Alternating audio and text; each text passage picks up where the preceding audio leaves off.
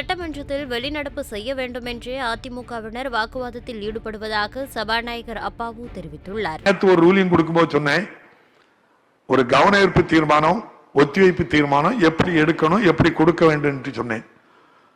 ஒத்திவைப்பு தீர்மானம் கொடுக்கணும்னா முதல்ல எழுதி தந்திருக்கணும்னு சொன்னேன். அதான் இன்னைக்கு எழுதி தந்திருக்காங்க. இன்னைக்குதான் நேற்று சபாநாயகர் சொல்லும் போது, இதை நீங்க எழுதியே தரலையே, நீங்க முதலமைச்சராக இருக்கவங்களுக்கு உங்களுக்கு யாருமே தகவல் சொல்லலையா, இந்த விதிகளை பார்க்கலையா, எப்படி நீங்க இதெல்லாம் ஒரு விதி 56 கீழ் ஒத்திவைப்பு தீர்மானம் என்கிட்ட எழுதி தராமலே பேசக்கு நிக்கிறீங்களே, நியாயமானு சொன்னதுக்கு அப்புறம் என்ன எழுதி தந்திருக்காங்க. அந்த விதி என்ன சொல்லுதுன்னா 56 ஒத்திவைப்பு தீர்மானம் அரை மணி நேரத்துக்கு முன்னாலேயோ 1 மணி நேரத்துக்கு முன்னாலோ அவை கூடுவதற்கு முன்னால் அதை கொண்டு சட்டப்பேரவை தலையிட்ட கொடுக்கணும். அதுபோல இன்னைக்கு எதிர்கட்சி கொறடா அவர்கள், வேலுமணி அவர்கள் என்கிட்ட கொண்டு தந்துட்டாங்க. அதை எடுக்கதும் எடுக்காததும் நம்முடைய பேரவைத் தலைவருடைய விருப்பம். அன்றைய நிகழ்வுகளை பார்ப்பாங்க. இன்னைக்கு என்னென்ன நிகழ்வுகள் எல்லாம் இருக்கு, இதனை எடுத்துக்கிடலாமா அப்படிங்கிறத ஆய்வு செய்து ஒரு பதில் சொல்லணும்னு எடுத்துக்கிட்டேன் அல்லது எடுக்கல. இந்த ரெண்டுக்கும் எடுத்ததுக்கு அப்படின்னு சொன்னா எடுத்து எந்த நேரத்தில் எடுத்துக்கிட்டேன்னு சொல்லணும். இல்ல எடுக்க முடியாது அப்படின்னு சொன்னா அதுக்கு என்ன காரணம்னு நான் இந்த அவையிலேயே என்ன செய்யணும் சொல்லணும். அதுக்கு அவங்க வந்திருக்காங்க. ஏற்கனவே இன்னைக்கு அவையில வந்திருக்காங்க. நீங்க கொடுத்திருக்கீங்க, உட்காருங்க, நான் சொல்றேன். நீங்க விதி 56 கீழ் ஒத்திவைப்பு தீர்மானத்தை தந்துட்டீங்க. நான் படிச்சு பார்த்துட்டேன். நான் அது தாரனா தரலையாங்கிறத நான் சொல்றேன். ஏன் தாரேன் ஏன் தரலங்கிறத நான் சொல்றேன். அதுவரை அவையில அமர்ந்து அதை கேளுங்க அப்படிங்க. அதை கேட்க மாட்டோம், நாங்க பேசணும் முதல்ல அப்படின்னு சொன்னா அப்ப என்ன அர்த்தம் அப்படின்னு நான் புரிஞ்சுக்கிட்டேன். அப்படின்னா அவையில இவங்க கலந்து கொண்டு இதுல ஒத்திவைப்பு தீர்மானத்தை கொடுத்தாலே பேச அவங்க தயார் இல்லை. அவங்க ஒரு நோக்கத்தோட வெளிநடப்பு செய்யணும் அப்படின்ட்டு சொல்லி நான் பத்திரிகைகள்ல தான் பாக்குறேன். ஒரு நாள் கவர்னரை பார்க்காங்க, இன்னைக்கு பிரதமரை பார்க்கலாம், ஜனாதிபதியை பார்க்கலாம், அது அவங்க விருப்பம், அவங்களுடைய உரிமை, அது போட்டு வரட்டு. ஆனால் இந்த அவையில தொடர்ந்து இது செய்வது நியாயமா? ஒரு விதிப்படி ஒத்திவைப்பு தீர்மானம் கொடுத்திருக்காங்க. நான் இன்னைக்கு எடுத்துக்கிட்டேன், எடுக்கலங்கிறத நான் பதில் சொல்றேன். அதுவரை இருங்கக்கும் இருக்கல.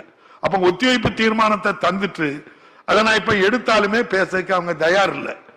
அவங்க விதி 56 ஒத்திவைப்பு தீர்மானம் தந்திருக்காங்க.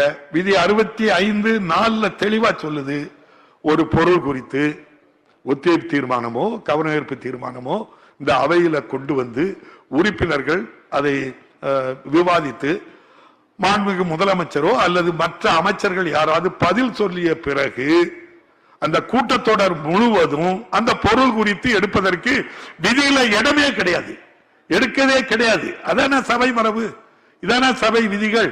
அப்ப அந்த விதிக்கு விதிப்படியும் நடைபெறுவது கிடையாது. அவங்க நடவடிக்கைகள் இல்லை, மரபுப்படியும் நடவடிக்கைகள் இல்லை. இந்த சபையினுடைய மாண்பை குலைக்க வேண்டும் என்ற ஒத்த நோக்கம், ஏதோ வெளியே சென்று பத்திரிகையாளர்களை சந்தித்து எங்களை பேச அனுமதிக்கவில்லை என்ற ஒரே காரணத்தை தினம் சொல்றாங்க. இந்த அவையில இருக்கவங்களும் சரி பத்திரிகையாளர்களும் சரி முதல் நாள் முதல் இந்த அவையில அவங்கள பேச ஒருபோதும் நம்ம அனுமதி மறுக்கல. தேவையான நேரத்தில் உங்களை பேச விடுதோம் அப்படிங்கும். முதல் 1 மணி நேரம் கேள்வி பதில் நேரம். அப்போதுதான் நம்முடைய மாண்புமிகு உறுப்பினர்கள் கொடுத்த கேள்விகளுக்கு, அதுவும் குறிப்பா ஆளுங்கட்சி எதிர்கட்சி 2 உறுப்பினர்களும் அவங்களுடைய தொகுதி பிரச்சனையை கொண்டு வருவாங்க. நம்முடைய மாண்புமிகு முதல்வர் கூட அரை மணி நேரம் அதுக்கு வேணா கொடுங்க. எல்லோரும் அதுல துணை கேள்வி கேட்கிறாங்க. லைவா அது போறதுனால அவங்க விரும்புதாங்க, கொடுங்க அப்படின்னு சொல்லி பெருந்தன்மையோட சொல்லியிருக்காங்க. அப்ப இந்த அளவுக்கு ஜனநாயக ரீதியில ஒரு அவை நடக்கும் போது வேண்டுமென்றே இந்த அவை நடவடிக்கைகளில் கலந்து கொள்ளக்கூடாது என்ற நோக்கத்திற்காக இது போன்ற செயலில் தொடர்ந்து ஈடுபடுவது வேதனையாக இருக்கின்றது. தொடர்ந்து இதுபோல் நடைபெற்றுக் கொண்டிருந்தால் ஜனநாயக முறைப்படி தேர்ந்தெடுக்கப்பட்ட சட்டமன்ற உறுப்பினர்கள் மற்ற உறுப்பினர்கள் இந்த அவை நடவடிக்கையில் ஈடுபட்டு மக்கள் பிரச்சனைக்கு மக்களுக்காக எப்படி வாதாட முடியும் என்பதை இந்த அவைதான் நீங்கள் தீர்மானிக்க. செய்திகளை உள்ளது உள்ளபடி தெரிந்து கொள்ள ரெஃப்ளெக்ட் நியூஸை சப்ஸ்கிரைப் பண்ணுங்க.